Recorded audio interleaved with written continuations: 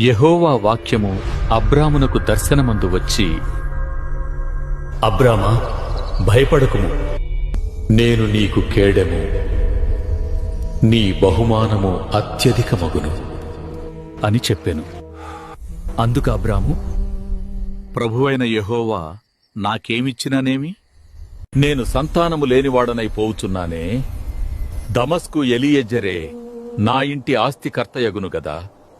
మరియు అబ్రాము, ఇదిగో, నీవు నాకు సంతానమియ్యలేదు గనుక నా పరివారములో ఒకడు నాకు వారసుడగును అని చెప్పగా, యెహోవా వాక్యము అతని యొద్దకు వచ్చి, ఇతడు నీకు వారసుడు కాడు, నీ గర్భవాసమున పుట్టబోచున్నవాడు నీకు వారసుడగును అని చెప్పెను.